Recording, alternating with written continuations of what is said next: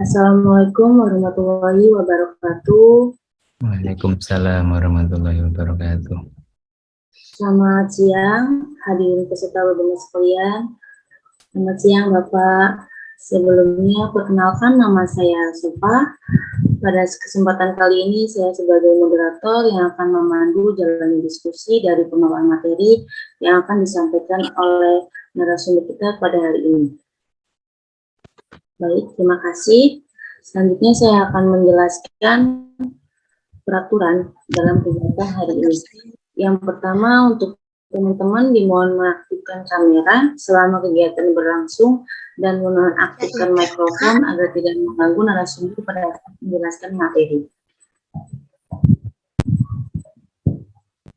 Kemudian kita akan ada 3 sesi, yaitu sesi pemaparan materi dari narasumber, sesi kedua tanya jawab, dan sesi yang terakhir itu bagian sponsorship yang akan dilakukan dari tim kami. Baik, langsung saja kita simak. Langsung saja kita masuk acara selanjutnya, acara inti, yaitu pemaparan materi yang akan disampaikan oleh Bapak Arya. Sebelum Bapak Arya memaparkan materinya, izinkan saya untuk membacakan CV dari Bapak Arya. Beliau memiliki nama lengkap Arya Brahmanta dengan gelar Dokter Gigi Spesialis Ortodonti Dokter. Beliau berprofesi sebagai Wakil Dekan 3 Fakultas Kedokteran Gigi Universitas Hang Tuah, Surabaya.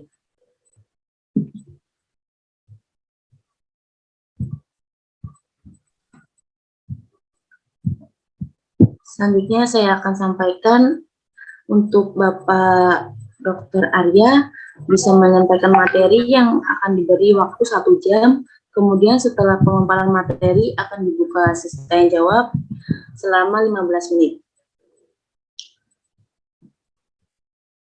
Baik, untuk Bapak Arya, waktu dan tempat saya persilakan untuk menjelaskan materinya. Baik, terima kasih Mbak Sofa. Assalamualaikum warahmatullahi wabarakatuh. Selamat sore.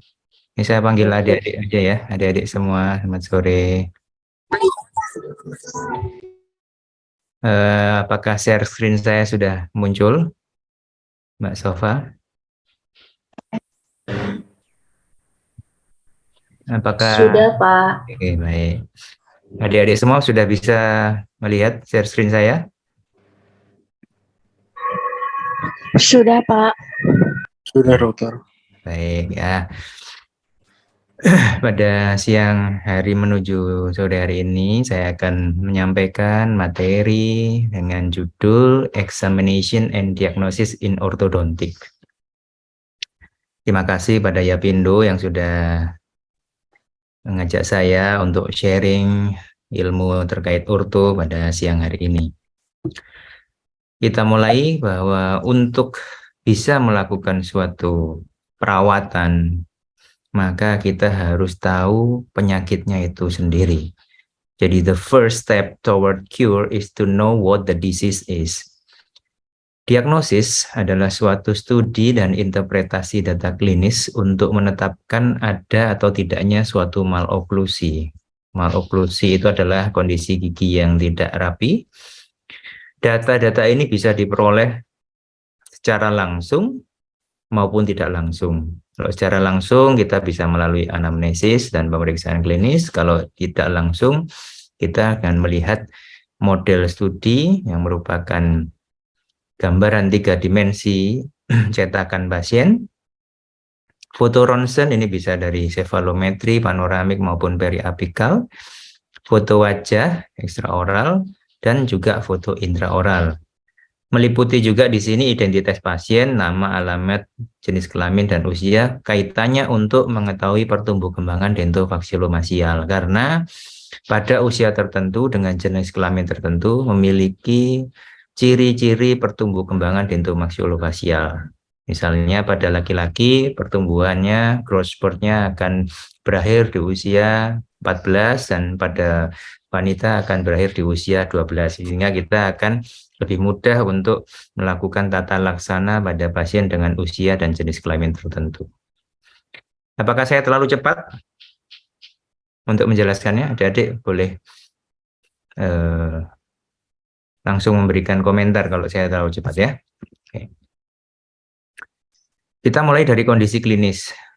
Kondisi klinis ini pertama kita melihat tampak luar wajah, yaitu adalah profil. Kita lihat dari samping sagital, maka ada 3 bentukan profil, yaitu profil lurus, cembung, dan cekung. Nanti akan kami jelaskan lebih lanjut di slide berikutnya. Kelainan-kelainan ini kita lihat melalui beberapa bidang, seperti yang nampak pada ilustrasi gambar dari Paul Simon bahwa terdiri dari 3 dimensi, bidang transversal, horizontal, dan sagital. Kalau horizontal kalian semua sudah tahu bahwa yang membagi kepala ini menjadi bagian atas dan bagian bawah, seperti garis horizontal. Untuk bidang sagital itu adalah membagi median wajah, jadi garis yang tengah ini. Coba saya berikan anotasi dulu, sebentar ya.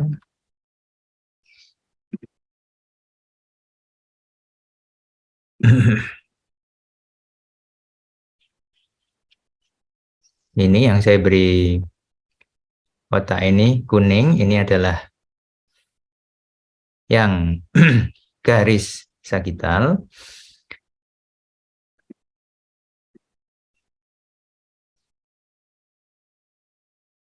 Yang merah ini yang horizontal. Kemudian ada lagi yang biru, ini adalah transversal, yang membagi wajah bagian depan dan bagian belakang. Bisa diikuti adik-adik ya. Oke.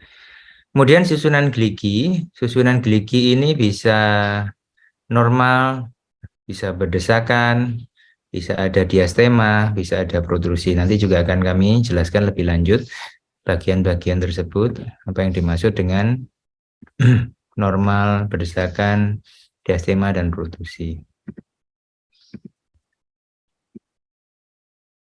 Dalam menentukan diagnosis, tadi kita di depan sudah mengetahui ada data yang sifatnya juga tidak langsung. Selain kita meriksa tadi pada pasien ini, kita juga melakukan pemeriksaan pada data-data tidak langsung yang bisa kita dapatkan dari model studi ortodonti. Model studi ortodonti, mungkin adik-adik yang koas mungkin sudah punya pengalaman untuk membuat model studi ini, merupakan cetakan negatif dari rang pasien meliputi rang atas dan rang bawah, yang kemudian nanti diisi cetakannya dengan gips dan kemudian dicor dengan dip, kemudian nanti akan terjadi bentuk model 3 dimensi yang merupakan replika dari kondisi gigi geligi pasien. Jadi kalau kita mau melihat gigi geligi pasien di atas di bawah, kita tidak perlu menghadirkan pasien dan kita bisa melihat secara detail menggunakan model studi ortodonti ini. Data tidak langsung juga bisa kita dapatkan dari foto ronsen. Ini salah satu contoh adalah foto ronsen panoramik. Di sini kalau kita lihat ada beberapa gigi yang masih berupa benih. Ini contohnya gigi 11, gigi 21, gigi 12, 22. Maaf, kursor saya apa nampak? Nampak siapa? Nampak ya kursor saya? Kelihatan, Pak. Ada gigi 13, 23, 14, 24. Jadi di sini kita bisa mengetahui urutan erupsi dari gigi geligi permanen yang akan erupsi berikutnya. Termasuk kalau kita hendak melakukan pengukuran lebar mesiodistal gigi saat kita melakukan diskrepansi model. Jadi kita bisa tahu, oh gigi sulungnya, ini contohnya ya, gigi sulung 51 dan 61 yang saya tunjuk dengan kursor ini. Ukurannya sekian, sementara penggantinya 12, 11 dan 21 ini selebar ini. Maka di sini mungkin akan ada tendensi untuk crowded misalkan. Yang di bawah juga demikian. Gigi 7, 2, dan 82 dengan ukuran lebar mesodistal sekian nanti akan digantikan oleh gigi 32 dan 42 yang relatif lebar mesiodistal lebih besar. Maka foto panoramik ini juga akan membantu kita dalam menentukan diagnosis pemeriksaan. Nah, ini tadi beberapa panduan yang harus dilakukan untuk mendapatkan foto ekstraoral wajah yang baik. Pertama, kamera hendaknya digunakan dalam posisi potret, ya, posisi tegak, jangan posisi landscape. Posisi yang perlu difoto pada pasien adalah tampak depan dan tampak samping untuk mengetahui profil. Jadi tampak depan wajah pasien, kemudian foto tampak samping untuk mengetahui profil. Foto tampak depan ini nanti untuk mengetahui adanya asimetris atau tidak dari wajahnya pasien. Sedangkan untuk yang dari samping untuk mengetahui profil pasiennya apakah lurus, cembung, atau jekung.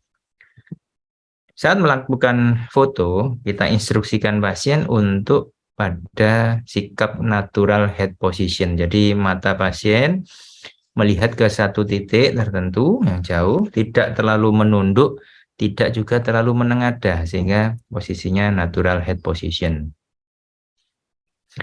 Foto wajah ini selain untuk identifikasi simetri, untuk identifikasi profil, juga mengetahui proporsi kraniofacial sebelum perawatan, profil jaringan lunak, dan ada atau tidaknya asimetri wajah. Foto ekstraoral sudah, foto ronsen sudah, kita lanjutkan dengan foto intraoral. Untuk melaksanakan pemfotoan intraoral dibutuhkan alat selain kamera adalah cheek retraktor, ya. Cheek retraktor ini yang dari plastik transparan, ya, biasanya ada juga yang berwarna hitam sekarang cheek retraktor. Ini digunakan untuk membuka bibir sehingga posisi gigi gerigi rang atas maupun rang bawah akan nampak sempurna dengan jelas.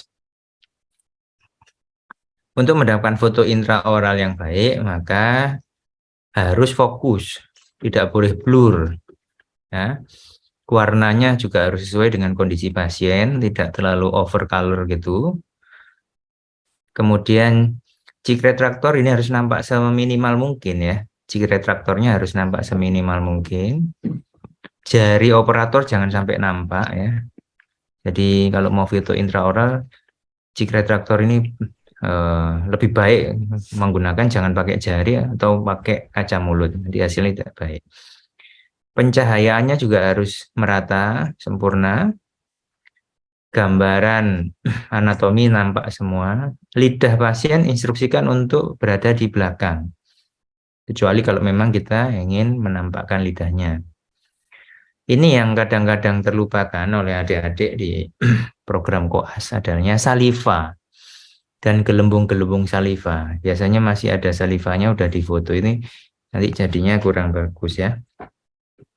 Kemudian kalau ada kalkulus atau debris, plak, tolong dibersihkan dulu supaya fotonya bagus, ya. Seperti ini, ya, biasanya di daerah cervical ini ada debris atau kalkulus, tolong dibersihkan terlebih dahulu sebelum dilakukan foto intraoral. Nah, kita bisa melakukan kolase foto ekstraoral wajah, tampak depan, tampak samping, profil, dan foto intraoral dalam satu dokumentasi seperti ini. Untuk foto wajah tampak depan bisa dalam kondisi tersenyum dan satu lagi kondisi tidak tersenyum. Untuk mengetahui estetika wajah saat tersenyum dan untuk mengetahui asimetri wajah saat tidak tersenyum. Kemudian untuk foto intraoral, samping kanan tampak depan, kemudian tampak samping kiri, begitu pula dengan kondisi dari oklusalnya. Ini adalah foto yang kita lakukan sebelum kita melakukan perawatan orto. Di sini kalau kita amati, kita mulai dari foto ekstraoral terlebih dahulu, ya. Wajahnya, ini pasiennya tampak memiliki profil wajah yang cembung. Kalau dari asimetri wajahnya, dia tidak ada asimetri wajah. Kalau dari intraoralnya, nampak ada jarak gigit yang besar, ya. Ini gigi rang atas tampak jauh lebih maju daripada gigi rang bawah. Kemudian ada gigi-gigi yang tidak cukup ruangannya, terutama di regio anterior sampai posterior. Kiri terutama ya, gigi 24, 25, 23 ini tidak terletak pada lengkung yang benar. Dan di rang bawah juga ada berdesakan serta ada beberapa gigi yang mengalami karies. Bisa dipahami adik semua ya? Foto ronsen sefalometri. Kalau tadi di depan yang kita bahas adalah yang panoramik, ini adalah sefalometri. Sefalometri atau lateral sefalometri ini dalam ortodonti berguna untuk menentukan diagnosis sebagai faktor atau alat bantu mengetahui apa yang menyebabkan maloklusi pada pasien ini. Karena dari fotosefalometri ini kita bisa tahu apakah pasien kita menderita kelainan skeletal, ataukah kelainan dental, ataukah kelainan dentoskeletal, yaitu tulang rahangnya yang salah, giginya juga salah. Dengan fotosefalometri ini juga bisa menentukan rencana perawatan karena sudah tahu tadi yang salah skeletalnya atau dentalnya atau dentoskeletalnya, maka dengan bantuan alat fotosefalometri ini kita bisa melakukan analisis dan menentukan rencananya. Oh, kalau yang salah skeletal rang atasnya mengalami retrogenati maksila, maka kita memakai alat yang cocok untuk terapi pasien dengan retrogenati maksila. Kalau dari fotosefalometri nanti diketahui adanya retrogenati mandibula, kita juga akan bisa menggunakan alat-alat yang bisa menterapi pasien dengan kelainan retrogenati mandibula. Fotosefalometri ini juga bisa untuk membandingkan komparasi data sebelum dirawat dan sesudah dirawat untuk mengetahui perubahan apa yang sudah terjadi pada pasien yang kita rawat. Sefalometri juga bisa untuk penelitian. Foto ronsen yang berikutnya, tapi ini jarang dilakukan ya, sebetulnya juga bisa dilakukan adalah foto metakarpal dan foto cervical vertebrae. Metakarpal ini untuk mengetahui apakah pertumbuh kembangan pasien ini masih ada atau sudah habis, khususnya pada pasien tumbuh kembang ya. Kalau kita mau melakukan terapi yang disebut growth modification, jadi kita merubah tulang rahang, kita sebetulnya butuh foto metakarpal ini karena di sini ada tulang-tulang yang di ibu jari tangan, di jari telunjuk, jari tengah, jari manis, dan jari kelingking kita yang bisa membantu kita untuk, oh, pasien ini masih usia tumbuh kembang, masih bisa kita melakukan growth modification. Oh, pasien yang ini sudah selesai, ini sudah habis masa tumbuh kembangnya. Kita tidak akan bisa melakukan growth modification. Begitu pula dengan foto cervical vertebrae ini. Kita sudah akan tahu, oh kalau tahap ini masih dalam tahap initiation. Oh kalau bentukannya seperti ini masih pada fase transition. Oh lah kalau ini sudah maturasi, sudah tidak bisa kita lakukan growth modification. Apalagi kalau sudah completion ini ya. Tidak bisa. Oke. Tadi macam-macam data yang kita bisa peroleh dari pasien, yaitu data langsung dan data tidak langsung. Setelah kita memiliki data-data tersebut, maka selanjutnya kita melakukan prosedur diagnosis. Tadi sudah masuk ke pemeriksaan awal, kemudian dari situ kita bisa, oh kayaknya diagnosis sementaranya nih adalah maloklusi kelas 1, kelas 2, kelas 3, angle, dan seterusnya. Kemudian kita membuat foto, mencetak model, kemudian kita periksa, tentukan diagnosisnya melalui klasifikasi maloklusi menurut angle, kita rencanakan perawatannya, dan kita lakukan perawatannya. Kata kuncinya adalah diagnosis yang baik, yang tepat, maka akan menghasilkan perawatan yang akurat. Ya, kalau diagnosisnya aja sudah salah, ya perawatannya bisa keliru. Ya, itu untuk semua bidang ilmu saya rasa ya, diagnosis ini utama sehingga perawatan kita bisa perawatan yang tepat dan akurat.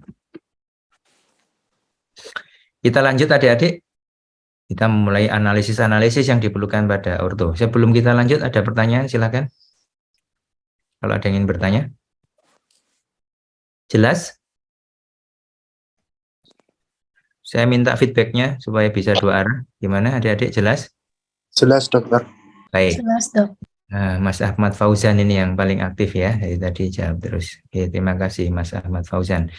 Analisis yang diperlukan ada analisis umum, analisis fungsional, analisis cefalometri, analisis lokal, dan analisis model. Ini satu persatu akan kita kupas. Kita mulai dengan analisis umum. Kita perlu melakukan anamnesis pada pasien untuk mengetahui riwayat pasien. Kita bisa bertanya pada pasien, apakah pasien pernah melakukan perawatan sebelumnya atau tidak, keluhannya apa. Jadi supaya kita tahu keluhan dan keinginan ini disebabkan oleh faktor internal atau faktor eksternal. Jadi kalau pasien anak-anak misalnya kita tanya dulu pada walinya yang mengantar, riwayatnya, keinginannya. Biasanya kalau pasien anak-anak faktor eksternal yang mendominasi. Jadi pada usia 10, 11, 12 tahun kalau ingin dilakukan perawatan orto, ingin merapikan gigi, itu yang heboh sebetulnya orang tuanya yang pengen giginya anaknya rapi. Kalau anaknya enggak tahu apa-apa, masih belum sadar kalau giginya berantakan. Ini adalah faktor eksternal. Tapi kalau sudah menginjak SMP, ya terutama yang gadis itu ya, kalau sudah usia 13, 14, 15 itu mereka sudah tahu malu karena giginya tidak rapi. Jadi mereka sendiri yang ingin melakukan perawatan. Tapi kalau laki-laki masih lebih lama lagi, baru SMA gitu biasanya baru mulai peduli ya kan penampilan giginya. Sebelumnya itu cuek-cuek aja, mau cakil, mau protrusi, mau berdesakan ya mereka belum begitu memperdulikan. Nah, tentu beda antara keinginan yang disebabkan oleh faktor eksternal dan internal. Apa bedanya? Yang faktor eksternal jadi kemauan untuk perawatan ini belum didasari oleh keinginan dirinya sendiri, melainkan adalah dorongan keinginan atau dorongan orang tua ya yang ingin gigi anaknya rapi. Sehingga kalau kaitannya sama tingkat kooperatifan dari pasien tentunya akan lebih baik yang pasien ini dari faktor internal, pasti dia akan lebih kooperatif karena dia sadar giginya tidak rapi, dia akan lebih rajin memakai alatnya, taat untuk memakai alatnya dan sebagainya. Itu pentingnya kita melakukan pemeriksaan analisis umum. Setelah analisis umum, riwayat pasien sudah, faktor keinginannya sudah kita ketahui, kita lanjut dengan pemeriksaan analisis lokal. Dari ekstraoral dulu, kita bisa menentukan tipe kepala pasiennya, tipe mukanya, tipe profilnya, profil pasien, bentuk muka pasien, bibirnya, fonetiknya, dan kebiasaan jelek apa yang diderita oleh pasien. Kalau di intraoral kita lihat mukosanya, ada kelainan atau tidak, lidahnya, dan palatumnya, kebersihan mulut, frekuensi karies, fase gigi, keadaan gigi, dan foto ronsennya. Kenapa ini kok perlu kita lakukan pemeriksaan di ekstraoral? Ngapain sih wong kita ini mau merawat giginya yang tidak rapi untuk menjadi rapi? Kok perlu-perlunya kita melihat tahu kepalanya bentuknya seperti apa, mukanya seperti apa, bibirnya seperti apa. Kenapa? Karena dari tipe-tipe kepala dan tipe muka ini kita bisa mengetahui bentuk maloklusi dari pasien yang alami, ya. Jadi bentuk kepala ini berhubungan dengan bentuk wajah, berhubungan dengan bentuk palatum, berhubungan pula dengan bentuk lengkung gigi. Ini contoh gambar ilustrasinya. Nah, bentuk kepalanya adalah yang paling bawah ya. Bentuk kepalanya yang paling bawah, ini kalau kita lihat, ada 3 bentukan kepala. Kursor saya nampak ya, Mas Ahmad Fauzan? Nampak, dokter. Ini ada brachycephalic, yang paling gede kepalanya. Kemudian ada mesocephalic. Kemudian ada dolichocephalic. Ini bentuk kepalanya yang paling panjang. Ya. Nah, kepala yang besar brachycephalic ternyata wajahnya juga lebar. Wajah yang lebar ini kita sebut dengan euriprosop. Tulisannya euriprosop. Nanti akan saya jelaskan lebih lanjut. Bentuk kepala yang mesocephalic memiliki bentuk wajah yaitu mesoprosop. Normal seperti ini. Bentuk kepala dolichosefalik akan memiliki bentuk wajah leptoprosop. Hal ini juga berpengaruh pada bentuk profilnya. Ternyata kalau yang bentuk profilnya dari kepala dolichosefalik biasanya profilnya cembung, ini lurus, ini cekung, dan sebagainya ya. Ciri-ciri kepala dolichosefalik adalah panjang dan sempit seperti ini yang saya tunjuk pada kursor. Kepala dilihat dari atas. Mesosefalik ini normal. Brachysefalik ini lebar dan pendek. Dari arah frontal ke belakangnya ini pendek tapi lebar. Ini brachysefalik.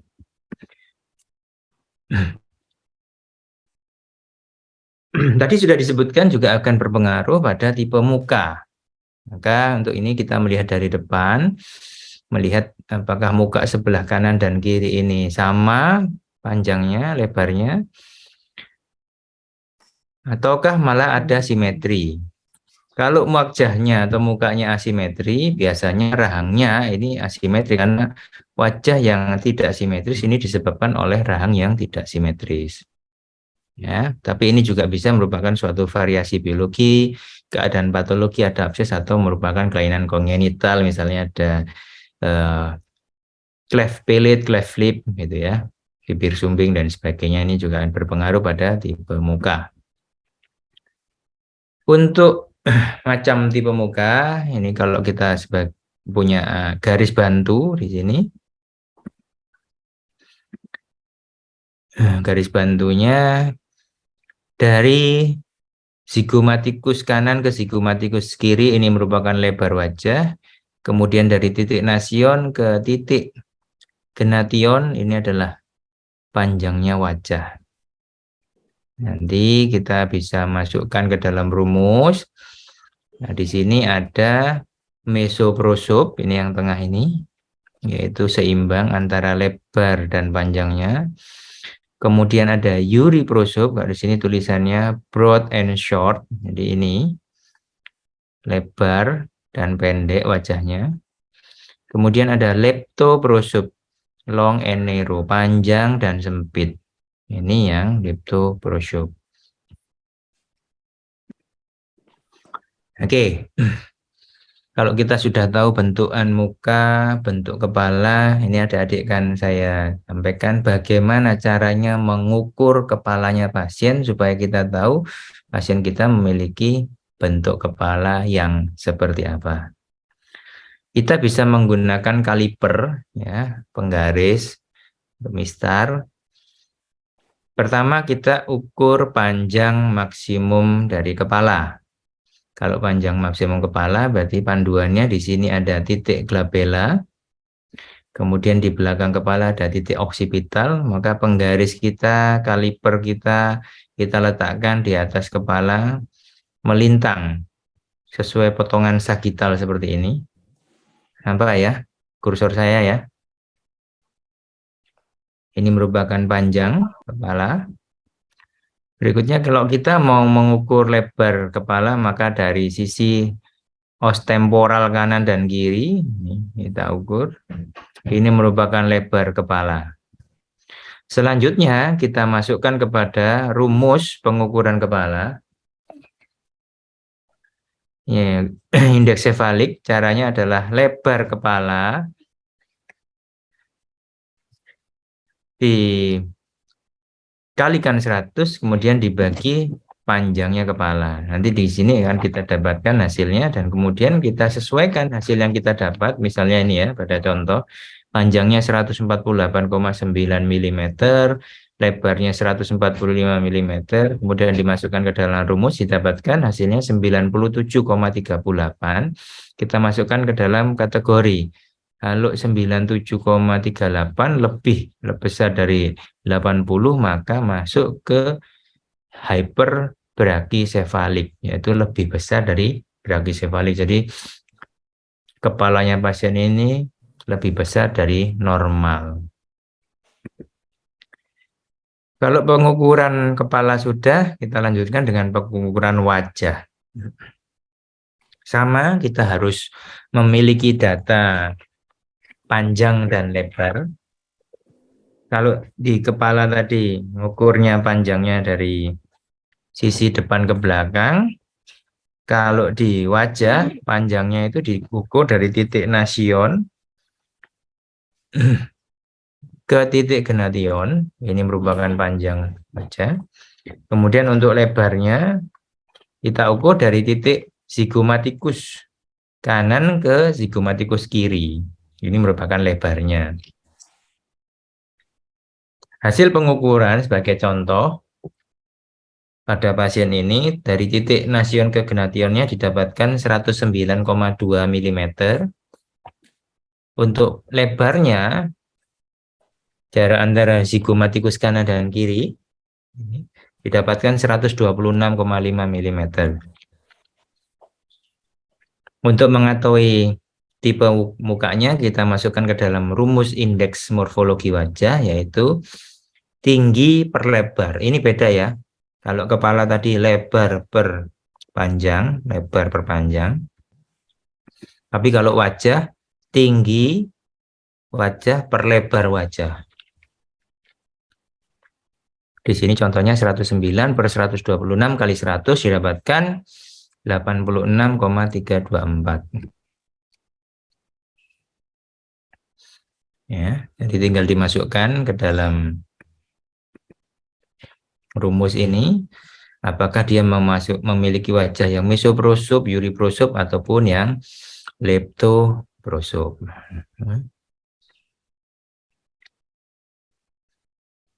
Oke. Sudah bisa mengetahui lebar wajah, sudah bisa mengetahui lebar kepala. Untuk kepala, kemudian kita melakukan pemeriksaan asimetri wajah. Saya ada pertanyaan terlebih dahulu. Belum ada. Belum ada. Kalau belum ada, saya yang tanya ya. Mas Ahmad Fauzan. Baik, dokter. Kursor saya nampak ya, Mas ya? Nampak, dokter. Foto pasien ini. Apa yang Anda amati pada foto pasien yang saya beri kursor ini?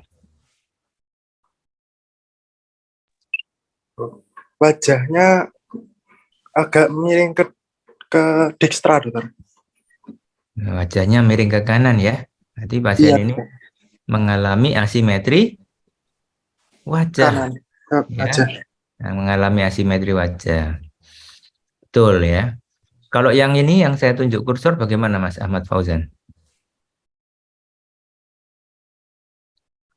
Yang itu sepertinya normal, dokter. Normal. Nah, ini Mas Ahmad Fauzan sudah bisa mengidentifikasi dua foto wajah pasien ini. Yang satu mengalami asimetri wajah, yang satu normal, tidak mengalami asimetri wajah. Panduannya untuk kita bisa melakukan pemeriksaan asimetri wajah ini, kita harus membuat garis median wajah. Garis median wajah dibuat dengan terlebih dahulu menentukan titik glabella, subnasal, dan gnation. 3 titik kita tentukan, kemudian kita buat garis. Jadi fotonya pasien ini kita lakukan tracing, kita gambar, kemudian kita tentukan bentuk titiknya, kemudian kita lihat garisnya. Nah, dari situ kita lihat dagunya ke sebelah kanannya garis median atau ke sebelah kirinya garis median. Contohnya pada pasien yang laki-laki ini, dagunya lebih ke kanan dari garis median, maka pasien yang saya tunjuk dengan kursor ini dia mengalami asimetri wajah ke arah kanan. Sama dengan wanita pasien yang di atas ini mengalami asimetri ke arah kanan. Nah, asimetri wajah ini disebabkan oleh kelainan skeletal tulang rahangnya. Biasanya mandibulanya ini mengalami displacement mandibular. Dari sini kita sudah bisa mengetahui, oh, pasien dengan asimetri wajah ini nanti kita harus melakukan perawatan tata laksana dengan mengkoreksi displacement mandibulanya. Inilah pentingnya pemeriksaan-pemeriksaan di awal untuk nanti kita bisa menentukan rencana perawatan apa saja yang akan kita laksanakan pada pasien. Untuk detailnya kita sudah membuat garis ini ya, kalau mau betul melihat simetris atau tidaknya, jarak antara proporsional lebar hidung, mata, jarak interpupil mata, dan sebagainya ini ya, untuk lebih lengkapnya. Nah, ini seperti ini proporsional wajah ini. Wajah itu kita bagi menjadi 3. Apa saja itu? Wajah bagian atas, yang saya tunjuk kursor ini, wajah bagian tengah, dan wajah bagian bawah. Wajah bagian atas dimulai dari titik trision, ini yang nempel dengan rambut, titik nasion, ini wajah bagian atas. Wajah bagian tengah mulai dari nasion sampai spina nasalis anterior, atau di bawah hidung ini, spina nasalis anterior. Kemudian kalau yang wajah bagian bawah dimulai dari spina nasalis anterior atau subnasal sampai dengan menton, titik terbawah dari dagu.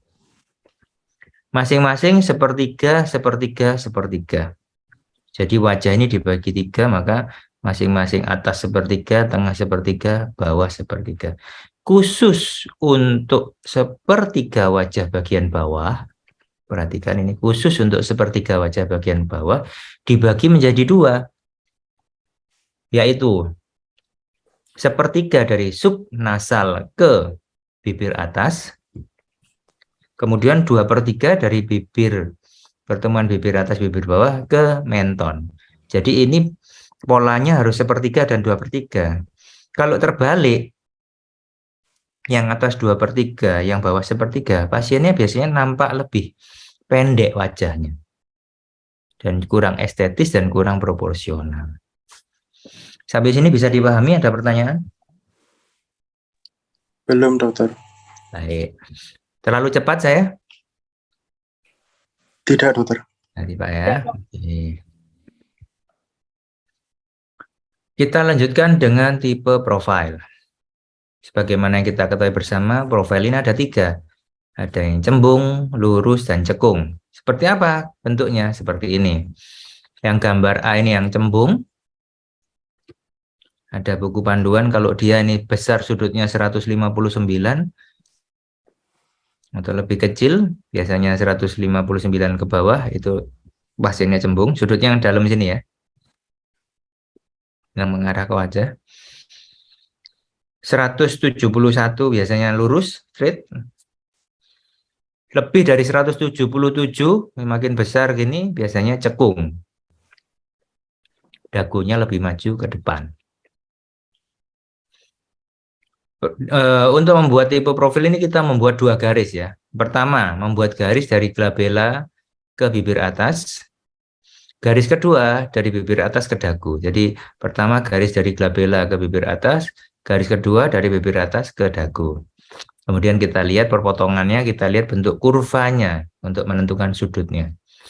Kalau wajah yang lurus, makanya itu bentuknya garisnya membentuk garis lurus. Kalau wajahnya cembung, garis pertama lurus, garis kedua mengarah ke posterior, seperti contoh gambar A ini. Ini cembung. Kalau cekung, garis pertama lurus, garis kedua mengarah ke anterior. Ini sebagai panduan untuk mempermudah kita untuk mengetahui tipe profil.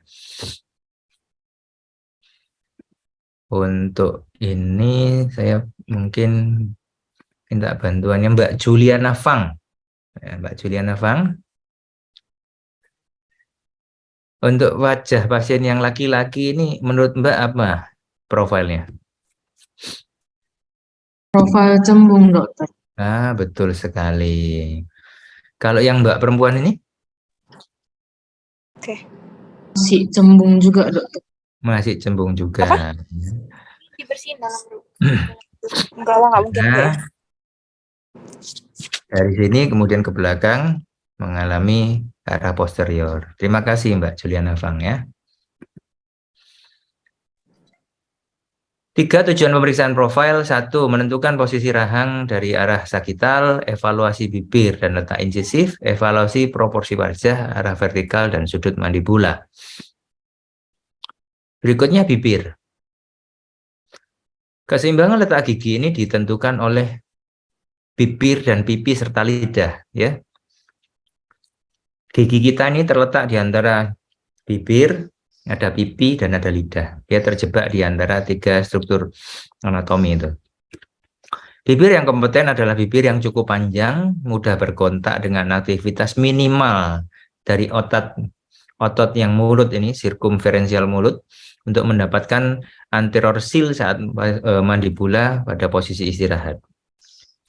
Ada bibir yang potensial kompeten, jadi bukan kompeten tapi dia potensial kompeten, yaitu bibir yang dapat berkontak dengan mudah, tapi dalam keadaan biasa bibirnya tidak berkontak. Jadi kalau orang Jawa bilang kalau lagi bengong dia agak ngowoh gitu ya. Yang terakhir bibir yang tidak kompeten. Nah ini saat mandibula posisinya bibirnya tidak dapat berkontak. Oke. Tadi Mas Ahmad sudah, Mbak Yuliana sudah, Mbak Nima Delia Paramita ada bersama kita? Ada dokter. Mbak Nima D,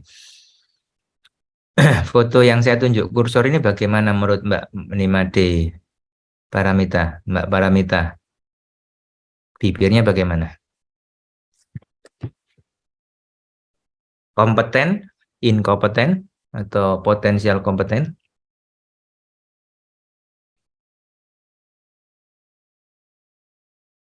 Inkompeten dokter. Inkompeten. Kalau inkompeten itu saat bibirnya posisi istirahat tidak bisa mengatup. Jadi kalau pasien yang saya tunjuk kursor ini dia bisa mengatup, maka dia disebut bibir yang Kompeten. kompeten. Sedangkan yang ini yang inkompeten. Jadi nampak ini giginya terekspos ya. Saat menutup biasa giginya terekspos. Ini yang inkompeten. Berikutnya lagi kaitannya sama frenulum adalah Blenz test. Ya, terima kasih Mbak Nima Delia Paramita. Blenz test ini ada tes yang kita lakukan pada pasien yang memiliki kelainan sentral diastema. Gunanya untuk mengetahui apakah sentral diastemanya ini disebabkan oleh frenulumnya, labialis superiornya ini yang mengalami kelainan, atau memang dari posisi letak benih giginya saja. Kalau disebabkan oleh frenulum labiasnya yang terlalu tebal, maka kita melakukan Blenz test ini. Caranya bibir atas ditarik, kemudian saat kita tarik kita lihat frenulumnya ini mengalami pucat atau tidak. Kalau ini mengalami pucat seperti yang pada gambar ini nampak pucat sampai ke arah palatum, maka pasien kita mengalami frenulum yang tebal. Nah, untuk mengkoreksi atau melakukan tata laksana pada kasus sentral diastema dengan frenulum yang tebal ini, kita pertama harus melakukan frenektomi. Frenulumnya harus kita potong dulu supaya saat kita menutup diastema sentralnya nanti tidak akan terjadi relapse. Kalau tidak dilakukan frenektomi terlebih dahulu, setelah dikoreksi biasanya akan terjadi relapse. Berikutnya kita juga perlu melihat fungsi bicara. Pasien kita instruksikan untuk mengucapkan lafal-lafal huruf tertentu, bilabial, sibilan, ya, TD, BPM, dan sebagainya untuk mengetahui apa ada kelainan atau tidak. Karena ini berhubungan dengan bentuk dan posisi gigi. Berikutnya adalah kebiasaan jelek. Kebiasaan jelek ini kita harus perhatikan sudah berlangsung berapa lama, frekuensinya sesering apa, intensitasnya seperti apa. Kalau 3 aturan ini sudah kita periksa, maka kebiasaan jelek ini bisa menimbulkan suatu maloklusi. Lama berlangsungnya, sudah mulai kelas 4 SD atau mulai umur 4 tahun, dia sudah suka menghisap ibu jari. Sehari berapa kali? Itu berarti frekuensinya. Sehari itu lebih dari 5 kali. Intensitasnya bagaimana? Setiap kali menghisap ibu jari sampai basah semua, berarti sampai ngotot gitu ya.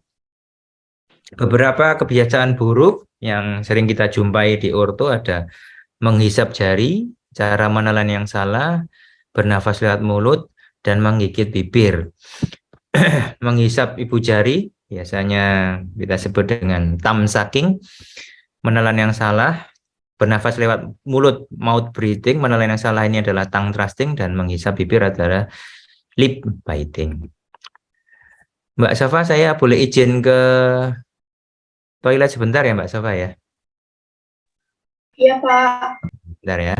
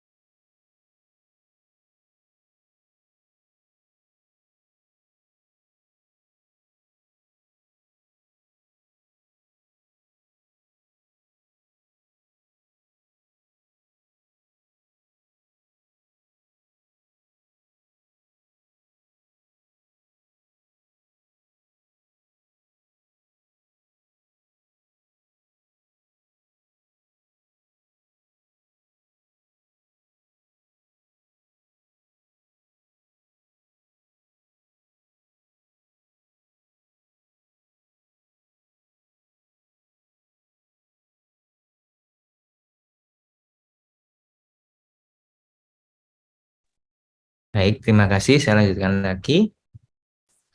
Kalau tadi ada tes Blanks test untuk mengetahui diastema sentral yang diakibatkan oleh frenulum yang tebal atau tidak.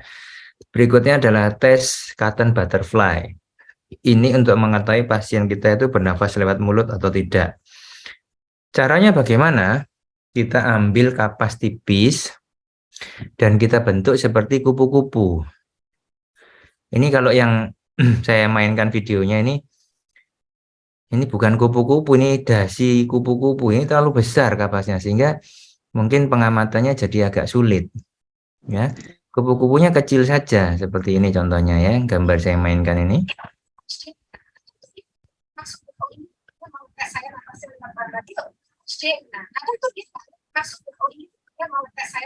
Nah, kapasnya jangan terlalu tebal seperti yang foto video ini ya. Ini seperti dasi kupu-kupu, ini terlalu tebal kapasnya sehingga geraknya sangat minimal sekali. Jadi kapasnya kita tempelkan bibir atas di daerah filtrum. Kemudian pasiennya suruh kita instruksikan untuk bernafas lewat hidung sambil menutup mulutnya. Jadi mulutnya harus tertutup, pasiennya bernafas lewat hidung. Inhale, exhale, tarik nafas sambil nafas, buang nafas. Amati pergerakan dari kapasnya ini, sayapnya. Bergerak dua-duanya kanan kiri atau cuma satu sayap saja atau bahkan tidak bergerak. Ini contohnya ya. Ini kan kelihatan ya, saat narik ke atas, saat dihembuskan kapasnya turun ke bawah. Tapi kalau yang ini, wah, nggak kelihatan karena terlalu besar kapasnya. Dari sini kita bisa mengetahui Apakah pasien kita ini bernafas lewat mulut atau lewat hidung? Kalau mulutnya tertutup, kemudian ada kapasnya, pasien ini kapasnya bergerak-gerak, berarti pasien kita bernafas lewat hidung. Ya, bisa dipahami ya semua ya. Ini untuk Cotton Butterfly Test. Bisa, dokter. Baik. Berikutnya adalah pemeriksaan mukosa. Ini ada mukosa pipi. Kita harus lihat di sini yang biasanya kalau di ilmu penyakit mulut di sini tempatnya lichen planus atau leukoplakia ini. Kemudian di daerah palatumnya ini apakah ada kelainan. Kemudian lidahnya ada crenate tongue atau ada makroglossia. Kalau dasar mulut kita hubungannya dengan frenulumnya. Ini frenulumnya panjang apa pendek dan sebagainya gitu ya. Berikutnya adalah fase geligi. Ada fase geligi sulung, pergantian atau campuran atau mixed dentition dan fase gigi permanen. Untuk ini kita membutuhkan foto ronsenogram, bisa periapikal atau panoramik, lebih mudahnya untuk mengetahui secara keseluruhan benih gigi. Kefalometri, ini adalah suatu penunjang yang diagnosis yang sangat berguna. Berikutnya kita lanjut ke analisis fungsional. Di sini kita melihat path of closure, ini adalah gerakan menutup mandibula. Di sini ada displacement mandibula, di sini ada deviasi mandibula, dan juga ada pemeriksaan sendi temporomandibular joint. Path of closure, gerakan menutup mandibula itu dari posisi istirahat ke oklusi sentris. Gerakannya harusnya ke atas dan ke depan. Pada path of closure ini kita bisa mengukur freeway space atau interocclusal clearance. Pertama, kita ukur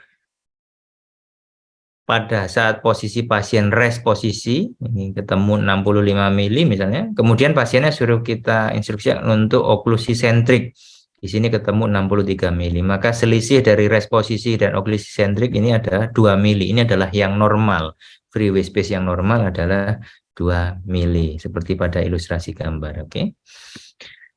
Kemudian ini yang adik-adik kadang sulit membedakan antara displacement mandibula dan deviasi mandibula. Kalau displacement mandibula seperti ini videonya. When you see a patient with a unilateral crossbite, it is not uncommon for this to be the result of a constricted upper arch. If both arches are the same width, it may be more comfortable for the patient to slide in one direction or the other to allow the posterior to align cusp to fossa. This slide is called a functional shift. One clue that this may be the case is that quite often the midlines are very different. As the patient shifts to one direction. Oke. Displacement mandibula ke arah lateral ini biasanya ciri yang paling umum utamanya adalah terjadi pergeseran garis median. Ini antara atas dan bawah tidak coincide, tidak lurus tapi bergeser. Tadi di posterior sini ada gigitan terbalik ya. Or the other, the lower midline will deviate to that direction. Jadi When you see ini a patient disebabkan with oleh a bentuk unilateral lengkung crossbite, rahang atas dan it is rahang not bawah uncommon yang for this to be the lebarnya result of a constricted itu upper arch. sama.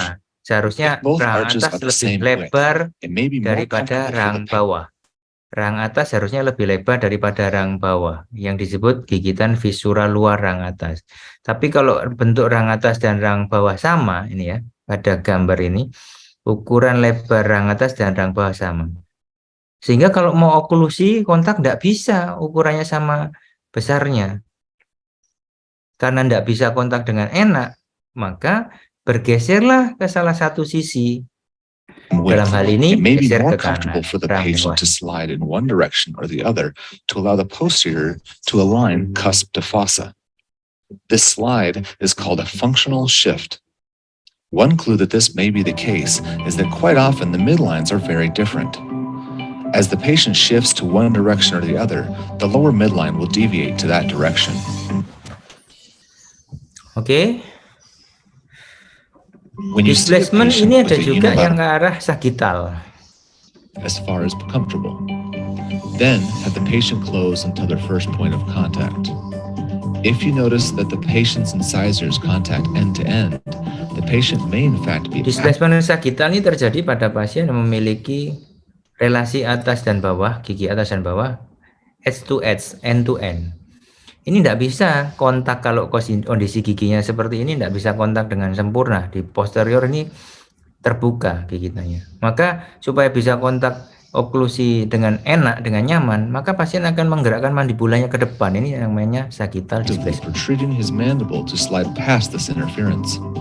This allows his posterior teeth to come into occlusion. Oke. Jadi displacement mandibula ada dua. Satu, displacement ke arah lateral, satu displacement ke arah sagittal. Ya.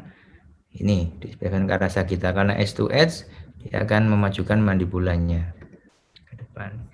Kalau deviasi mandibula, bedanya adalah sejak membuka menutup mulut, mandibulanya sudah bergeser.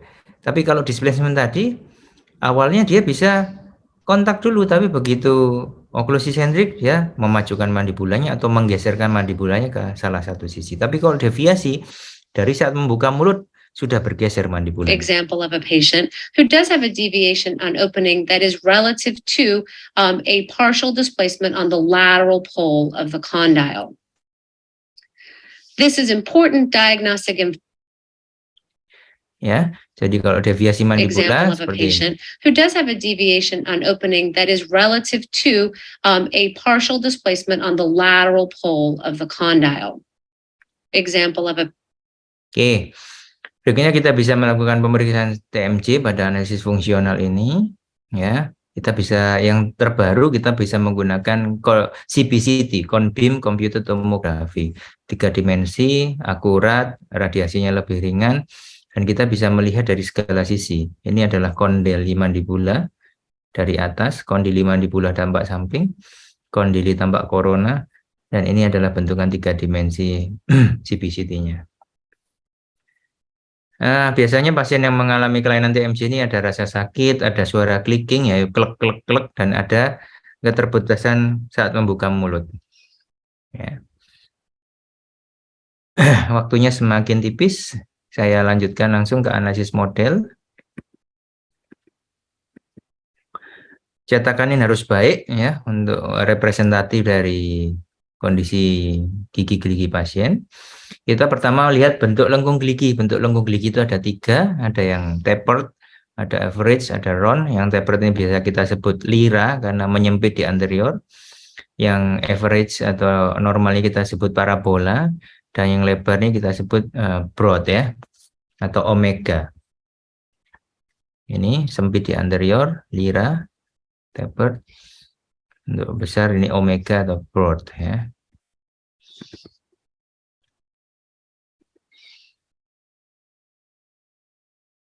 Berikutnya kita hitung jumlah lebar 4 insisif atas. Normalnya 4 insisif ya. Gigi 22, 21, 11, dan 12 itu jumlah lebar mesodistalnya 26 sampai 36 mili. Kalau lebih besar dari 36 mili maka gigi-giginya cenderung mengalami makrodonsia. Tapi kalau lebih kecil dari 28 mili maka cenderung giginya bisa mengalami mikrodonsia. Panduannya adalah lebar insisif satu rang atas itu di antara 8 sampai 10 mili. Jadi kalau lebih kecil berarti mungkin insisifnya 6 mili, berarti mikrodonsia. Untuk lebar insisif 2, 6 sampai 8 mili. Berikutnya kita akan menghitung prediksi lebar mesodistal gigi permanen yang belum erupsi.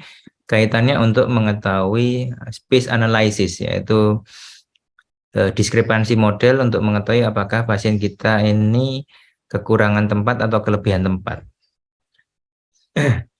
Kita hitung di gigi rahang atas, maksila, dan di mandibula. Kita hitung tempat yang tersedia dan tempat yang dibutuhkan. Tempat yang tersedia itu artinya lebar lengkungnya berapa, tempat yang dibutuhkan adalah dibutuhkan untuk gigi-gigi ini terletak pada lengkung yang ideal.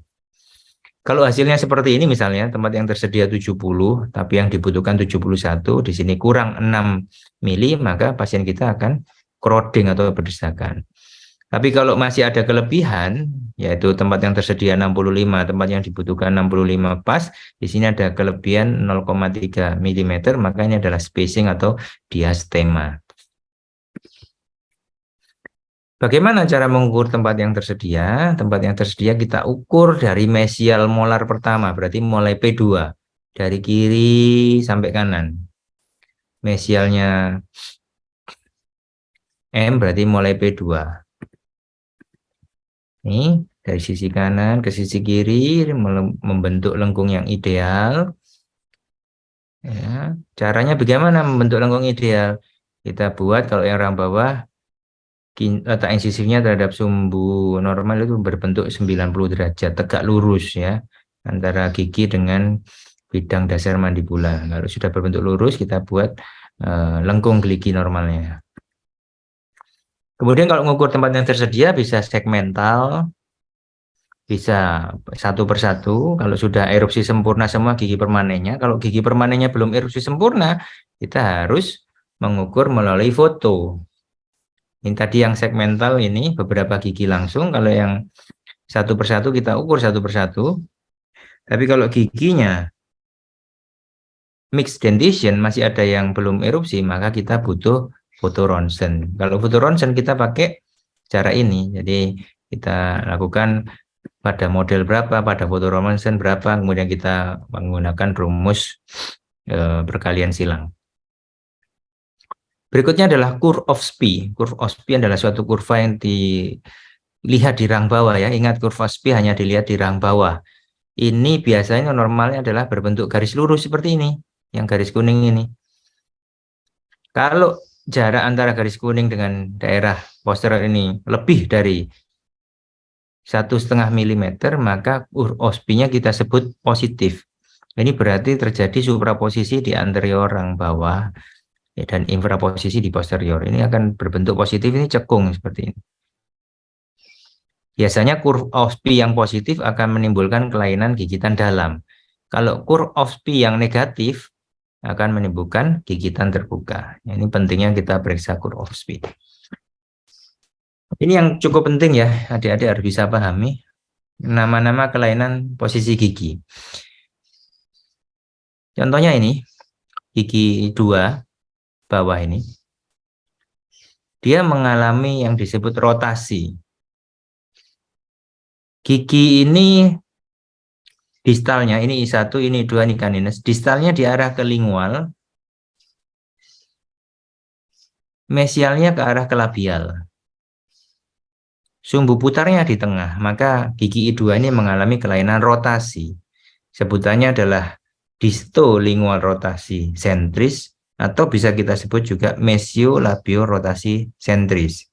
Untuk mengoreksi kelainan seperti ini harus kita beri kekuatan di sisi mesial dan kekuatan di sisi distal supaya bisa terkoreksi. Ada lagi gambar yang berikutnya ini yang disebut supraposisi. Kalau lebih tinggi dari gigi sebelah menyebelahnya atau lebih tinggi dari dataran oklusal yang ada. Ini supraposisi. Kalau yang bawah ini adalah infraposisi. Kemudian ini ada beberapa kelainan di sini. Kalau yang gambar D ini yang kita sebut sebagai palatoversi. Ini lingoversi. Ini rotasi. Ini palatoversi. Apa bedanya versi dan gresi? Kalau versi itu yang bergerak hanya mahkotanya saja, tapi kalau gresi mahkota dan akarnya sama-sama bergerak. Mas Regi Nur Fikri, ada Mas Regi Nur Fikri? Halo, Mas Regi? Mas Regi belum menjawab. Ya, Devina Safira ada, Mbak Devina Safira?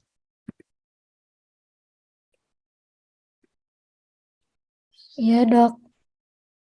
Ya, Mbak Devina Safira. Anda bisa mengidentifikasi nggak gigi 1, 2 ini mengalami apa? Kelainannya. Izin, Dok, bergeser deh, Dok, ke arah Bergeser. ke mesia. Ya, Pindah ke rotasi sisi. ya, Iya, Mbak rotasi. Devina. Ini namanya rotasi. Sisi distalnya ke arah labial, sisi mesialnya ke arah Palatum, Dok. palatal, betul. Ini gigi apa, Mbak? Yang saya tunjuk kursor. Premolar, Dok. Ini canines sulung, Mbak. Oh Jadi ini iya. I1, I2, K minus permanen, K minus sulung, P1, P2, M1, Mbak. Satu lagi Mbak, pertanyaan Mbak Devina. Iya, ya Yang dok. ini, gigi 42 mengalami apa nih? Eh, eh, mundur deh dok ke Ya, mundur lingual. ke arah mana? Ke lingual. Namanya apa? Eh, Linguo, lingor versi. versi. Terima kasih Mbak Devina Safira ya. Ya, Oke. sama dok. Kita lanjutkan. Mbak Safa, molor dikit ya Mbak Safa ya. Ini adalah garis median. Pertama kita harus membuat garis median wajah, buat titik glabella, subnasal, dan gnation. Kemudian kita buat garis lurus, kemudian kita lihat mandibulanya bergeser ke kanan atau ke kiri. Ini contohnya, buat garis wajahnya dulu, nanti bisa kita lihat dia geser ke kanan atau ke kiri. Nah ini ada pergeseran garis median. Yang gambar atas ini berarti rang bawah bergeser ke kiri. Ini juga ada pergeseran, rang bawah bergeser ke kiri. Relasi gigi posterior. Mbak Safa, minta tambahan waktu ya Mbak Safa. Biar sampai tuntas. Boleh Pak, silakan. Ya, relasi gigi posterior, atas dan bawah.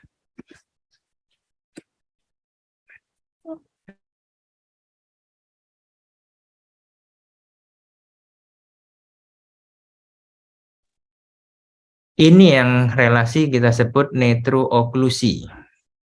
Relasi netrooklusi ini kita lihat dari relasi molar 1 permanen rang atas dan rang bawah. Apa yang kita lihat?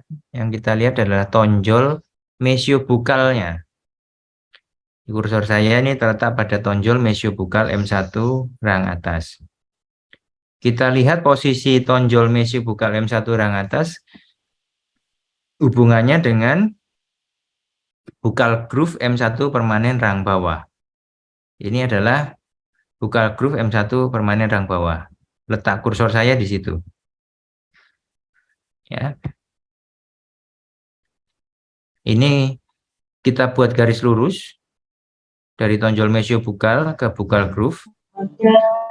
Kalau letaknya tepat seperti ini, tonjol mesiobukal terletak pas di bukal groove, maka ini disebut relasi netrooklusi. Saya ulangi lagi ya. Jadi kalau tonjol mesiobukal M1 permanen rang atas terletak pada bukal groove tepat seperti ini, maka ini disebut netrooklusi. Ada bentukan yang kedua. Ini tonjol mesiobukal M1 permanen rang atas. Bukal groove M1-nya terletak di sini. Dan tonjol distobukalnya terletak di sini. Kalau kita memakai panduan tonjol mesiobukal M1 rang atasnya, tonjol M1 permanen rang atas terletak di antara distal P2 dan mesial M1 seperti ini. Atau kita lihat pakai tonjol distalnya, tonjol distobukalnya terletak di bukal groove, maka kelainan yang seperti ini kita sebut relasinya adalah distooklusi. Sampai sini dulu, siapa yang bingung?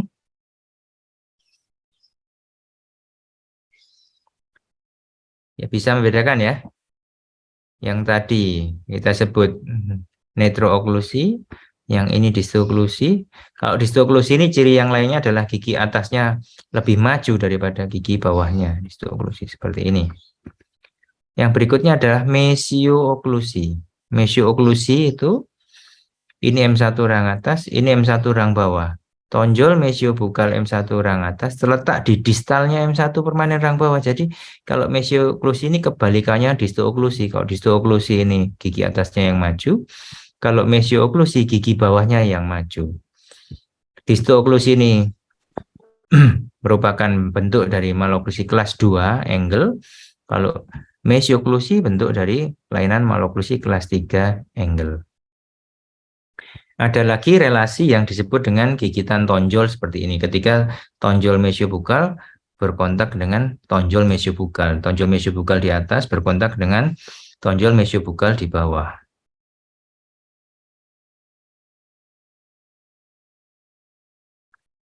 Oke. Berikutnya ini yang penting adalah overjet dan overbite. Overjet adalah jarak gigit, berarti dihitung secara horizontal. Jarak dari ujung insisal-insisi urang atas ke bidang labial insisi urang bawah. Jarak horizontal ini kita sebut overjet. Ada juga overbite, yaitu tumpang gigit, jarak vertikal dari insisal-insisi urang bawah dan insisal-insisi urang atas. Normalnya 2-3 mili. Kalau jarak gigitnya besar, pasiennya kita mengalami kelainan protrusi, proklinasi. Kalau tumpang gigitnya besar, mengalami gigitan dalam. Ya. Ini normalnya seperti ini sisi atas dan ini sisi bawah. Ini berarti jarak gigitnya besar. Kalau ini berarti jarak gigitnya 0, yaitu mengalami edge to edge. Kalau ini tumpang gigitnya yang besar, yaitu gigitan dalam. Kalau ini tumpang gigitnya yang negatif, yaitu gigitan terbuka. Untuk gambar ini ada pertanyaan? Ini penting soalnya jarak gigit dan tumpang gigit ini. Saya ingin adik-adik paham betul sehingga saat melakukan pemeriksaan ortodonti kaitannya sama examination dan diagnosis bisa betul nanti. Baik, kalau tidak ada pertanyaan saya lanjutkan. Untuk gigitan silang ini terjadi pada jarak gigit negatif seperti ini, anterior crossbite. Ya, bisa juga di belakang, di posterior, lingual crossbite atau seperti ini ya. Oke, ini adalah dasar diagnosis di ortodonti, yaitu klasifikasi maloklusi yang dibuat oleh Bapak Engel. Ada kelas 1 Engel, kelas 2, dan kelas 3. Ya, untuk kelas 2 ini ada dua divisi, yaitu kelas 2 divisi 1 dan kelas 2 divisi 2. Kelas 1 seperti kita ketahui bersama tadi, tonjol relasi molarnya adalah netrooklusi. Kelas 2 relasi molarnya adalah distooklusi.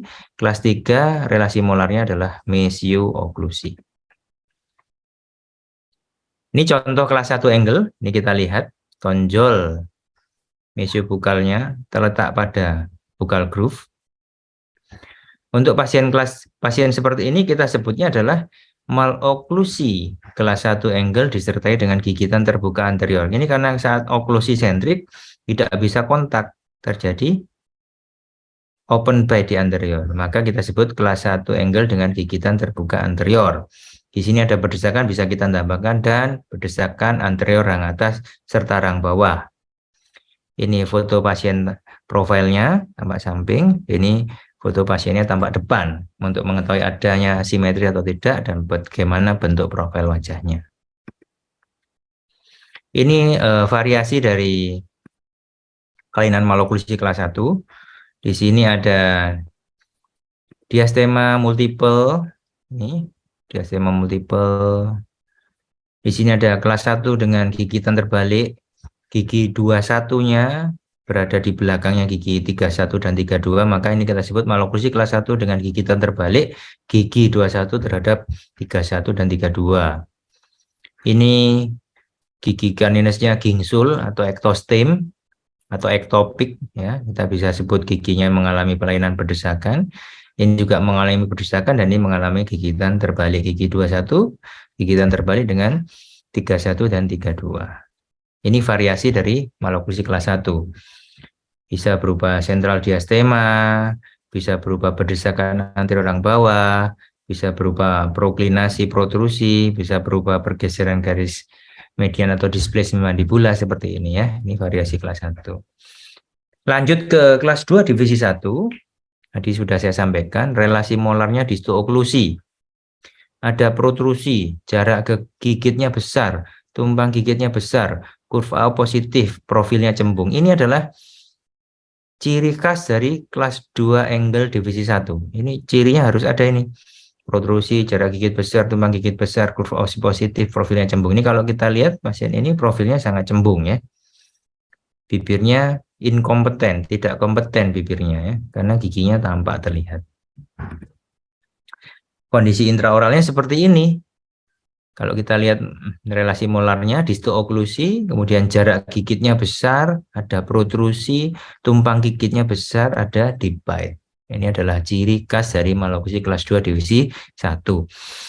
Khusus untuk kelas 2, ada dua divisi, divisi 1 dengan jarak gigit besar. Kalau yang kelas 2, divisi 2, jarak gigitnya kecil. Ini cenderung insisifnya retroklinasi, jadi mepet dengan insisif rang bawah. Ya, insisif sentralnya retrusi, insisif 2-nya labioversi, ada gigitan dalam. Jarak gigitnya bagaimana? Jarak giginya tidak bertambah, jarak gigitnya malah cenderung berkurang karena kondisi insisifnya yang retrusi seperti ini. Ini diingat-ingat ya, maloklusi kelas 2, divisi 2. Selanjutnya adalah kelas 3 angle, relasi molarnya mesioklusi, ada gigitan silang anterior, profil wajahnya cekung seperti ini ya, kelihatan ya, dagunya lebih maju daripada maksilanya, bibirnya juga kelihatan ya. Ini kondisi intraoralnya, tampak gigitan terbalik anterior, ya, gigi atas ada di belakang dari gigi bawah. Nah, ini untuk adik-adik semua yang nanti akan menjalani UKMP 2DG. Nanti ada pertanyaan terkait modifikasi dari klasifikasi angle Dewey, di mana Dr. Martin Dewey membagi untuk khusus kelas 1 angle menjadi beberapa tipe. Kelas 1 tipe 1 yaitu gigi insisifnya berdesakan dan caninusnya ektostema. Ini. Kalau kelas 1 tipe 2 adanya protrusi. Kelas 1 tipe 3 ada gigi crossbite di anterior. Kelas 1 tipe 4 ada crossbite di posterior. Kelas 1 tipe 5 adanya mesial drifting dari molar karena tanggal prematur gigi di depannya. Ini contoh kasus ya tadi ya. Maloklusi kelas 2 divisi 1 ya. Jarak giginya besar sekali. Giginya protrusi, ada di bite, profilnya cembung, ya. Bibirnya hipotonus, tidak kompeten. Kita bisa membuat suatu ringkatan kasus tadi dari pasien yang contoh tadi, pasien laki-laki usia 11 tahun dengan maloklusi kelas 2 divisi 1 angle, profilnya cembung, bibirnya inkompeten, jarak gigitnya 14 mili, tumbang gigitnya 6 mili. Pada model ini kekurangan tempat sebanyak 8 mili. Kemungkinan etiologinya faktor keturunan. Maka diagnosisnya adalah maloklusi kelas 2 divisi 1. Karena masih usia 11 tahun, kita bisa melakukan modifikasi pertumbuhan. Kita koreksi protrusi yang rang atas, kita koreksi tumbang gigitnya. Ya. Karena modifikasi pertumbuhan, growth modification, pasien ini kita rawat dengan menggunakan piranti fungsional ortodontik removable. Ya. Tadi sebelum dirawat si anak ini tadi jarak gigitnya besar sekali. Nah, ini setelah perawatan jarak gigitnya terkoreksi. Ini bandingkan ya. Ini sebelum dirawat dan sesudah dirawat. Kita bisa ukur secara objektif dengan menggunakan indeks maloklusi. Sebelum dirawat nilai kebutuhan perawatannya 96, masuk ke kategori kompleksitas pasien dengan tingkat kompleksitas very difficult, sangat susah. Setelah dirawat, keberhasil perawatannya nilainya 18, bisa dikatakan diterima hasil perawatannya acceptable, dan derajat perubahan improvementnya 24, greatly improve. Kita menghitung menggunakan indeks maloklusi icon. Ya. Nah, ini kita bisa melihat perbedaan sebelum dan sesudah dirawat. Oke, untuk adik-adik yang membutuhkan aplikasi untuk menghitung indeks maloklusi bisa di-download di Android, di Google Play. Ini ada satu aplikasi yang saya buat, namanya Icon, Index of Orthodontic. Iconnya sendiri, indeks maloklusinya dibuat oleh dokter gigi ortodontis di Inggris, tapi untuk aplikasinya di mobile phone, di smartphone ini kami dari orang tua, saya dan tim yang membuat, sehingga bisa adik-adik tinggal melakukan aplikasi diinstal dan tidak bisa dipergunakan. Tidak berbayar, gratis, bisa diunduh di Google Play. Ini memudahkan adik-adik untuk menilai hasil kebutuhan perawatan, hasil perawatannya bagaimana, derajat perubahannya bagaimana. Ini mudah ya, bisa dilihat. Juga ada satu aplikasi lagi untuk mengetahui bentuk wajah. Tadi kan kita di depan sudah belajar ya. Wajahnya bentuknya bagaimana, profilnya seperti apa, bentuk kepalanya seperti ada, pergeseran garis median atau tidak. Ada satu aplikasi lagi yang saya buat di Google Play, Android, dengan judul Face Analyzer Orthodontic. Ini juga gratis, bisa diunduh, memudahkan adik-adik untuk melakukan identifikasi pada wajah pasiennya, kepala pasiennya, profil pasiennya. Ya. Ini tujuannya untuk memudahkan kita dalam menentukan diagnosis pada pasien. Oke, sebelum kita akhiri, saya banyak mendapatkan ilmu dari beberapa guru-guru saya. Di antaranya adalah Dr. Pambudi Raharjo. Beliau ini adalah guru saya mulai saya S1 sampai saya mengikuti pendidikan spesialis orto di FKG UNER. Buku beliau mungkin banyak digunakan di beberapa fakultas kedokteran gigi di Indonesia. Yang judulnya adalah Ortodonti Dasar. Selain itu saya juga menggunakan textbook ortodontik miliknya Dr. Gurkrat Singh. Ini banyak di internet ya PDF-nya.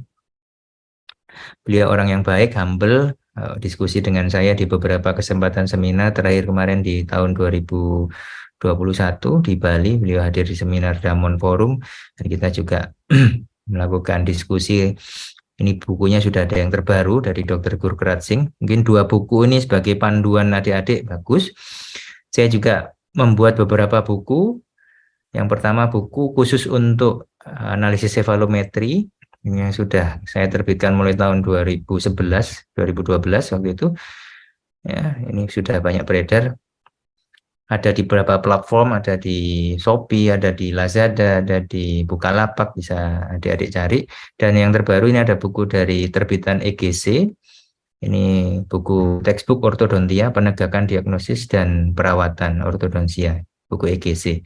Ya, adik-adik bisa banyak belajar dari buku-buku ini untuk menambah pengetahuan dan wawasannya terhadap examination and diagnosis in orthodontic.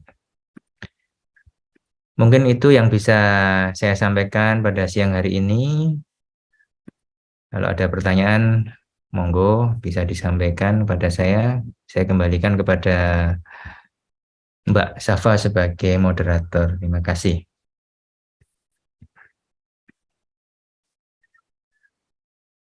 Pak, terima kasih atas penjelasan materinya. Selanjutnya kita masuk ke sesi tanya jawab. Jadi untuk teman-teman yang ingin mengajukan pertanyaan bisa langsung on mic atau bisa ketik di kolom chat.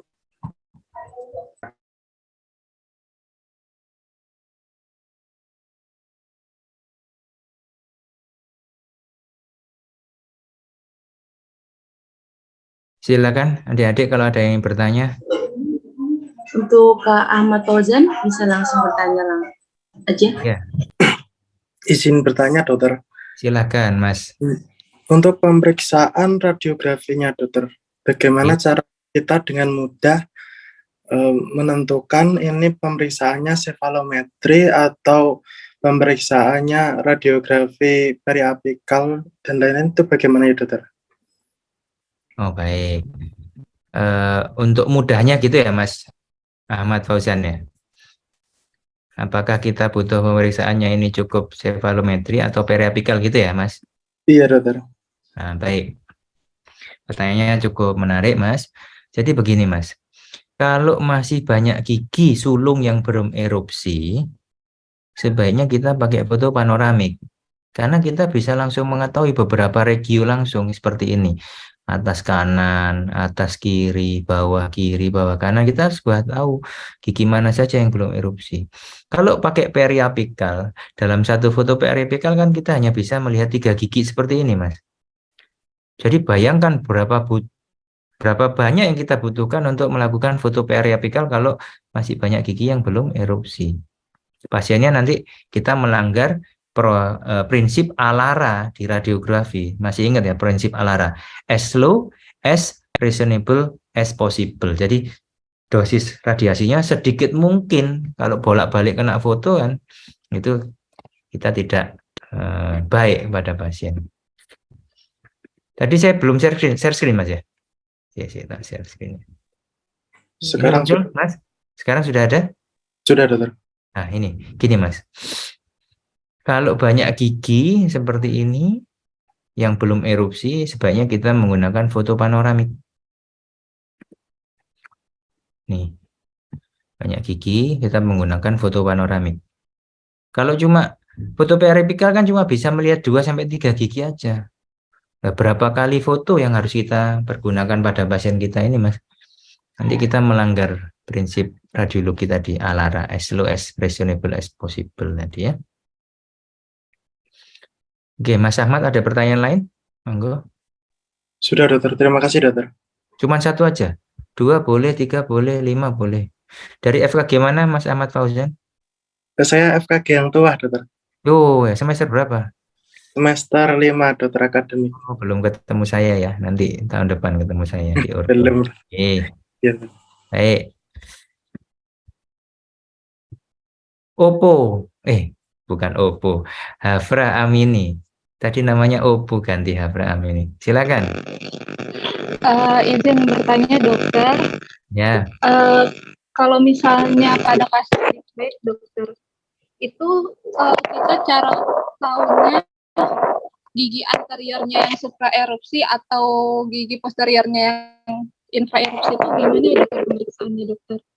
Oke. Terus itu sama satu lagi dokter, saya masih kurang ngerti soal yang analisis AM Sport dokter. Analisis apa? AM Sport dokter. AM Sport. Boleh diketikkan AM. di kolom chat ya. Oh baik dokter, terima kasih dokter. Mbak Hafra, share screen saya muncul, Mbak. Muncul dokter. Tuh, sik. Muncul, Pak. Muncul ya.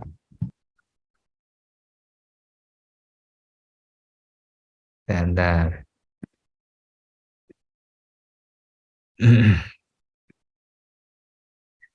Tadi Mbak tanya bedanya supraposisi dan infraposisi, Mbak ya. Mbak Hafra tadi ya. Oke, Mbak. Iya dokter. Kalau misalnya kasusnya deep bite dokter. Kalau kasusnya di bite, kita mau tahu Iya. di bite-nya ini Yang disebabkan oleh supraposisi atau infraposisi, begitu ya? iya betul dokter. Ini sudah muncul, Mbak.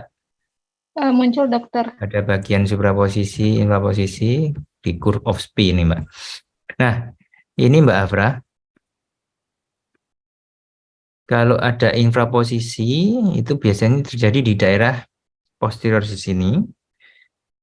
Dan supraposisinya terjadi di anterior rang bawah ini.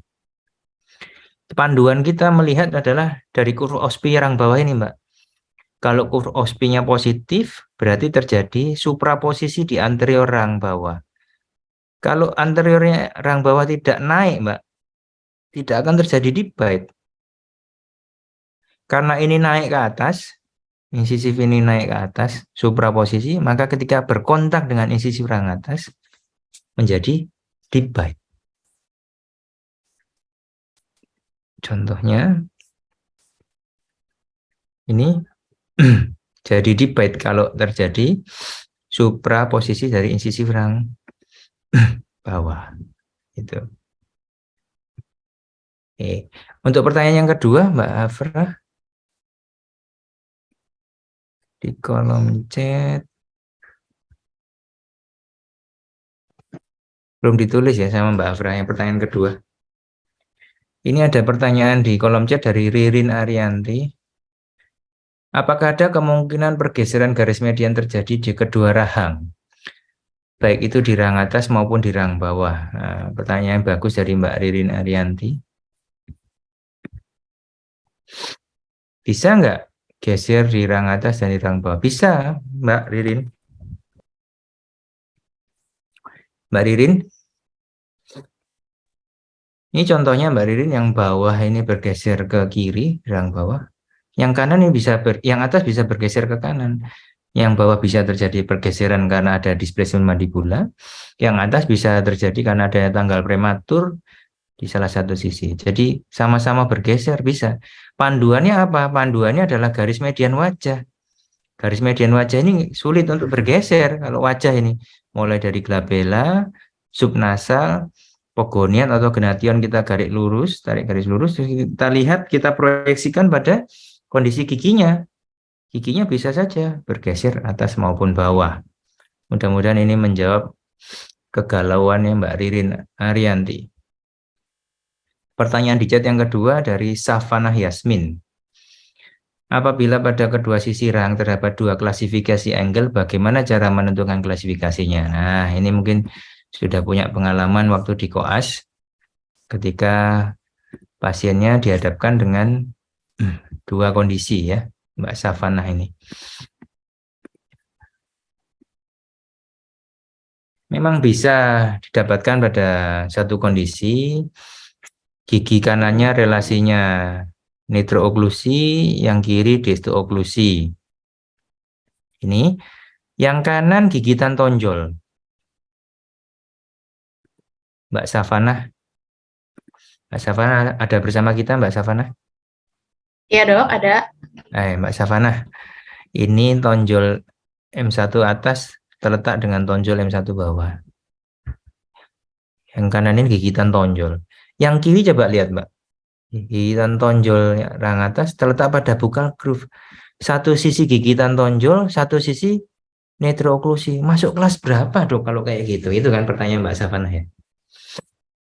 Betul dok. Yang seperti ini masuk relasi kelas 1 angle misalnya. Ini kita harus melakukan yang namanya rekonstruksi. Jadi ini kenapa kok bisa nih gigitan tonjol? Apakah tanggal prematur di atas sebelumnya? Kok bisa distooklusi? Oh, terjadi hilang prematur sehingga gigi molarnya maju ke depan. Jadi ini merupakan relasi tidak sesungguhnya. Kalau tidak ada tanggal prematur, ini contohnya Mbak. Yang ini I2-nya tidak dapat tempat. Ini pasti akibatnya hal ini terjadi karena gigi posteriornya maju semua ke depan, sehingga I2-nya yang sisi kanan ini tidak bisa tumbuh dengan baik, beda dengan yang kiri, relatif lebih bisa maju, sehingga sak molarnya juga dia maju. Yang seharusnya tonjolnya ini adalah relasinya adalah nitrooklusi, di sini menjadi gigitan tonjol. Oke. Mbak Safanah dari FKG mana? Dari Unpad dok. Oh, dari Unpad. Oke, nanti bisa berdiskusi dengan dokter Iwa, dengan Prof. Endah Mardiati, dengan Dokter Ani, dengan Dokter Afi Laviana, ya. Ya. Salam saya untuk beliau-beliau semua di Unpad ya. Baik dokter. Ya, cukup jelas Mbak Safanah? Ya, cukup dokter. Terima kasih banyak dok. Sama-sama. Tadi Mbak Afra, pertanyaan yang kedua Mbak Afra. Mbak Afra, kalau Mbak Juliana Fang ini dari USU kali ya? Ya dok. Betul ya? Iya dok. Oh, logatnya Medan banget nih. Kayak mana nih di sana? Hujan nggak? Mbak Juliana Fang, ini salam saya untuk Dokter Aditya Rahmawati ya. Sama untuk dokter udah sepuh-sepuh yang lainnya ya. Prof. Nasarudin, masih ada Prof. Nasarudin? Ada dok. Prof. Nasarudin ya. Ya. Yang lain monggo kalau mau bertanya. Nah ini yang tidak bertanya ini ada dua kemungkinan ya. Paham betul atau malah nggak paham sama sekali. Mudah-mudahan yang paham betul ya. Saya kembalikan kepada Mbak Safa. Mbak Safa monggo. Baik Pak. Baik, terima kasih untuk teman-teman atas partisipannya dan pertanyaannya. Mungkin itu saja dari Bapak Arya. Sebelumnya terima kasih untuk Dokter Arya atas kesempatan dan pemaparan materi yang sangat menarik untuk teman-teman pada hari ini. Terima kasih ya Bapak. Sama-sama Mbak Safa, mudah-mudahan apa yang saya sampaikan ini bisa bermanfaat untuk adik-adik semua dalam pendidikan maupun nanti dalam bekerja sebagai dokter gigi, khususnya saat merawat pasien orto ya. Mohon maaf kalau ada kesalahan dan semoga ilmu yang saya sampaikan bermanfaat. Terima kasih Mbak Safa. Ada Langsung dokumentasi ke lagi atau langsung boleh live? boleh. Tadi Boleh di Pak. awal masih sedikit. Wah, ini pesertanya udah mulai live ini. Sudah? 23. Sudah Pak. Oke, Iya. untuk Adik-adik teman-teman boleh on semua cam di dulu semua biar di fotonya bagus sama Mbak Safa nih. Boleh on cam. boleh Pak. Nah, baru on cam semua nih. Nah, ini semangat ya, libur-libur hari Sabtu tapi on cam ya. Belajar. Yang Ada semua ya. yang ada yang di mobil juga sambil belajar nih Mbak Ananda, Aura Nuradin. Semangat ya. Mudah-mudahan lekas lulus koasnya, lancar UKMP 2DG-nya semua ya.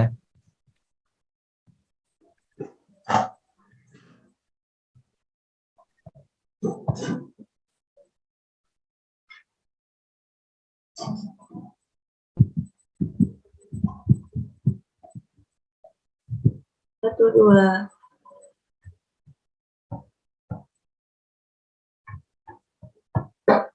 Sudah Pak, sudah semua. Saya izin live ya. Ya Selamat siang Pak. adik-adik semua. Selamat siang Mbak Safa. Assalamualaikum warahmatullahi wabarakatuh. Terima kasih dokter. Terima kasih dokter. Ya, sama-sama. Oke, Saya izin live teman-teman ya. semua dimohon tetap. Oke, untuk teman-teman kegiatan kita hari ini sudah selesai. Untuk sertifikat bisa dicek di kolom chat ya. Saya sudah mengirimkan link sertifikat untuk webinar kali ini. Baik, kita sudah di penghujung acara. Akhir kata dari saya selaku moderator, mohon maaf bila ada kata salah. Wassalamualaikum warahmatullahi wabarakatuh. Terima kasih semuanya. Waalaikumsalam warahmatullahi wabarakatuh. Jangan lupa diisi ya linknya ya buat dapat sertifikat. Baik, Kak. Terima kasih, Kak.